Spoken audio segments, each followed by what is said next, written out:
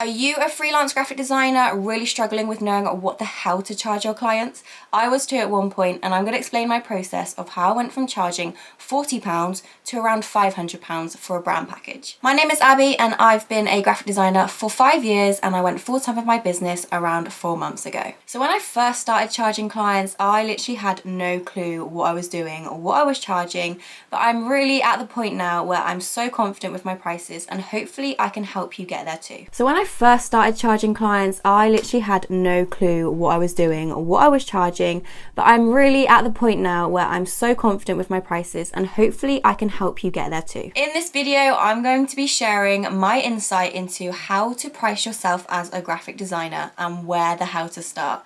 I want to make you aware as well that there is no right and no wrong answers in what you should be charging, but it is more about valuing yourself. I want to see your self-worth. I want to see you valuing yourself so highly. If you have no self-worth, I'm leaving. I'm going. This video is done. I'm only joking.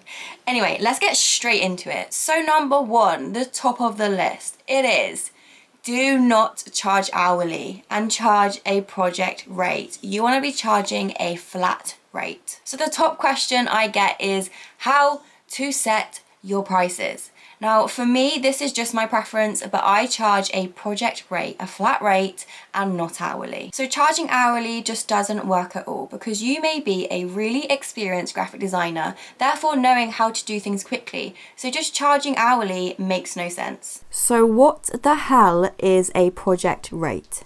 So it is an overall cost of the project. So once I know exactly everything that I have to design for this brand, I'm going to be putting a cost together to give my client, taking into consideration my value, my time, and the actual style of the brand. So each brand can be really different, so they can vary from each other. So it's really wise and it's really good to know roughly how long it's going to take you to make this brand. For example, a more typography-based logo is going to take a lot less time than a more illustrative logo. Therefore, I would be charging more for the illustrative style.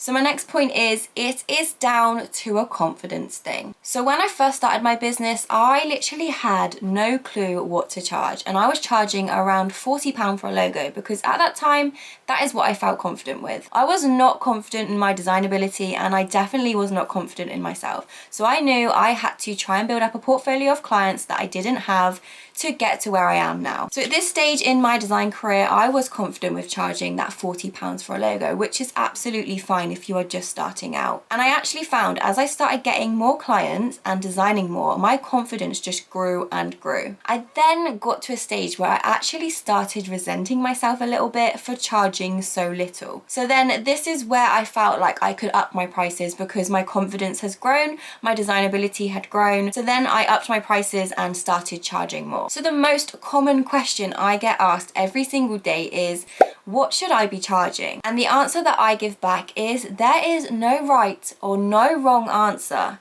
So it is just purely down to a confidence thing, and whatever you feel comfortable charging, then go with that price.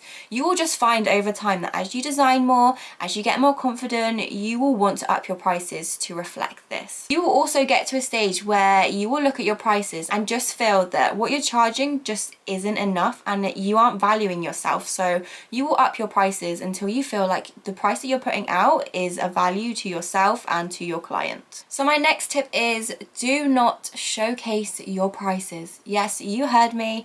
I know a lot of designers are very wary about doing this and they're not sure what is the best thing to do, but do not show your prices. I actually used to showcase all of my prices on my Instagram, my socials, and my website, but I saw no real benefit of this. Therefore, I do not showcase my prices anywhere because I really do feel like it puts people off. Say for example, if someone has a budget in mind and they go and look at your pricing and your pricing is either way too high for them or way too low. And if you're too low, that is potential clients that you are losing. I honestly would say that I get more interest now from not showing my prices because people are really intrigued in what I charge and they want to find out more. I really do believe that if someone wants you to be their brand designer, then they do not care about what your prices are. They will want to know what you can offer them before you tell them your prices. And this goes for you as well. You want people to value you before they know what your prices are. I just think if someone really wants you to be their brand designer and only you, then they will not care a single bit what your prices are. Obviously, if it is completely out their budget, then that won't work. But if they value you as a designer, then they will be okay with your prices because they know the value that they're going to get. Another good thing about not showcasing your prices is that you can actually change them when you kind of want to. So if you learn a new skill, brush up on existing skills, then you can up your prices if you feel like your value has gone up and you're going to be offering more value to your clients. If you're at a stage where you're confident with your design ability, but you want to increase your prices and justify it, then here are some ways to do so. Communication. So communication, you can change the way that you speak to your potential clients. So for me, I used to talk to all of my clients through direct messenger on social media. I now use an inquiry form, which I made through Google Forms, and it has changed the game for me. So this is a form where potential clients can contact me and tell me exactly what they want for their branding. So by switching it up, I feel like this is such a more professional approach. So I will now talk to all of my potential clients through email rather than doing it through direct messenger. So next is brand proposals. So when I first started out, I would send my client over a few images of their logo and that was it. Thinking about it now, it is absolutely ludicrous that I would do that, because how can someone see a brand by just sending over a few pictures of the logos? No. So now I put together around a 10 to 12 page brand proposal with their whole brand, from logos, fonts, mock-ups, explanations of why I've done certain things, and so on. I have found this approach to be so successful, and especially successful with my clients, because they're the ones that can see their whole brand in action. And once they see their whole brand come to life, it's so much easier for them to go with that sort of brand. I know there's going to be a lot of people watching thinking that what you're charging now, you're still not sure on because you're still not getting enough clients as you like to.